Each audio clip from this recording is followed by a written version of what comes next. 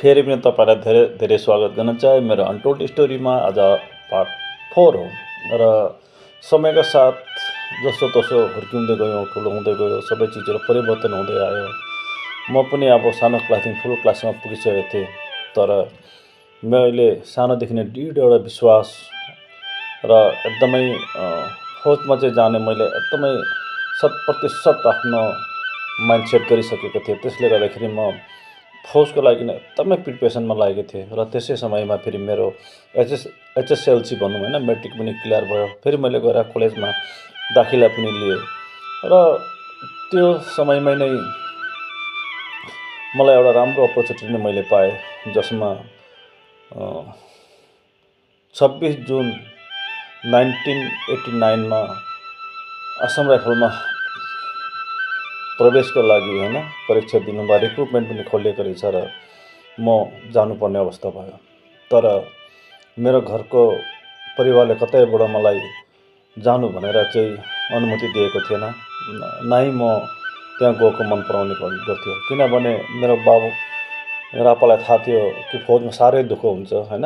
त्यो उसले पनि दुःख पीडा भोगेर आएको मान्छे हो र त्यो एउटा कुरो थियो। दोस्रो कारण के थियो भने घरको सबै जे भए पनि होइन, अब रासन पानीदेखि लिएर भाइ बहिनीको पढाइको खर्चदेखि लिएर सबै कुरोहरू मैले नै अब जे जसो गरेर भए पनि होइन, अब चाहे सब्जी बेचेर हुन्छ कि सुख दुःख गरेर पनि म र आमा भएर धेरै नै हामीले त्यसरी नै आफ्नो सबै म्यानेज गर्थ्यौँ। र म चाहिँ अब घरबाट बाहिर निक्लिसकेपछि भाइ बहिनीको पढाइ, घरको अवस्था खराब हुन्छ भन्ने आमालाई लागिसकेको थियो। आमालाई धेरै नै पीडा थियो, तर बाउले कतै पनि जानु चाहिँ रुचाएको थिएन। उहाँले चाहिँ एकदमै नजान्नु भनेर विरोधै गरिरहेको थियो र पनि म र आमा भित्रभित्र कुरा मिलायौँ होइन, नगई त हुँदैन नि अब, किनभने म अगर निक्लिन बाहिर भने त सायद मेरो परिवार अब सबै यति नै हामी साह्रै पर्छ चल्नुको लागि भन्ने कुराहरू चाहिँ एकदमै मलाई थाहा भइसकेको थियो।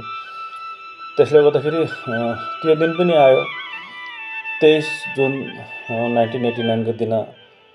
अब म जानुपर्ने अवस्था आएको थियो शिलङ। त्यो टाइममा मेरो उमेर 18 वर्षै चलिरहेको थियो। त अब म तिनसुकिया जिल्ला नछोडेको मान्छे, यहाँबाट गुवाहाटीबाट शिलङ जानुपर्ने अवस्था थियो। र सबैभन्दा दुःखको कुरा के थियो भने हाम्रो घरमा अर्थको धेरै खाँचो थियो। त्यसले गर्दाखेरि अब पैसा पनि थिएन र मेरो आप्पाले चाहिँ अब देवी पूजा भन्ने यहाँ गर्छ हाम्रो गाउँमा, त्यसको पैसा कलेक्सन गरेर उहाँले राख्नुभएको थियो। त्यो पैसाबाट नै केही 700 रुपियाँ मलाई आमाले निकालिदिनु भयो र त्यो आप्पालाई थाहा पनि थिएन।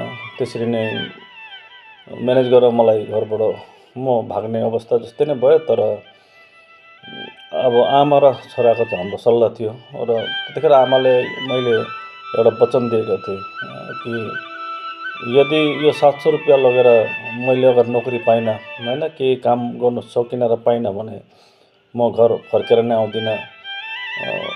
यदि आइ पनि गयो भने मलाई मेरो अंशमा परेको छोरा हुनको नाताले जे पनि मेरो अंश भन्न पर्छ, मलाई केही चाहिँदैन भने त्यतिखेर नै मैले वचनबद्धता गरेको थिएँ।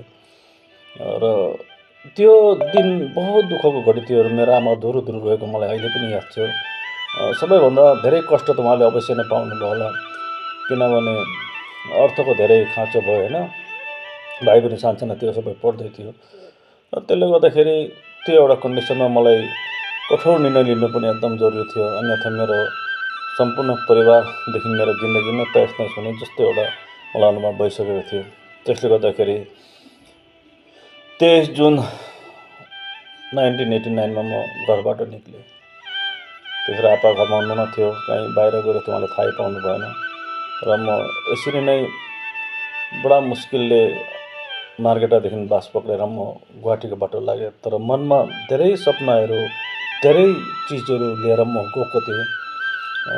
बहुत मुस्किलले म अब जानेमा चाहिँ आफूलाई नै एकदमै कठोर भएर मैले त्यो चिजहरू गर्नुपर्ने भएको अवस्था थियो। त्यसले गर्दा म यहाँबाट चाहिँ अब गुवाहाटी त पुगेँ, तर गुवाहाटीको बादमा गुवाहाटीदेखि के भयो, कसो भयो, त्यो म तपाईँलाई अग्लो कडीमा सुनाउँछु। आजलाई बिदा चाहे। जय हिन्द, जय भारत।